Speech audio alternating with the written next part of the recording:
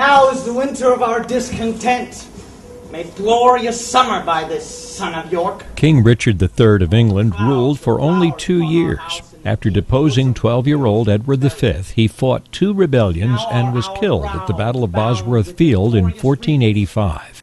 The recent discovery of Richard's remains inspired Jan Powell, artistic director of Henley Street Theatre, Richmond Shakespeare, to stage the tragedy of Richard III at Agecroft Hall. The company has done the show before. It has not been done, to my knowledge, at Agecroft before, if so, not for a long time.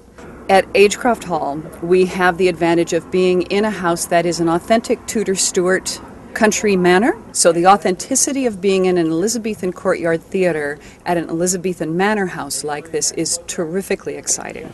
James Alexander Bond, based in New York, directed the production. What we've done is we've streamlined the story so it is all about Richard III and making sure all of the connections between characters is still there with the importance of the full 7 plays, but isolated within this one. Richard III, Bond says, is one of very few of the Bard's plays he hasn't directed before. We have some people I've used for 15 years, some people I've never worked with before.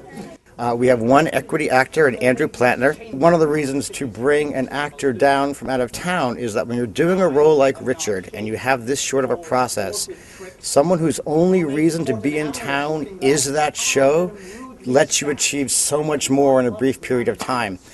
We are not just doing a small humped Richard. This man has a cane and a limp, and as you watch him oil his way around the stage, it's more like watching an uncomfortable bug than a human being, and I love watching Andrew do that. The Richmond Shakespeare Festival is celebrating its 16th year at Agecroft Hall. Richard III runs through the 3rd of August. John Ogle, WCVE News.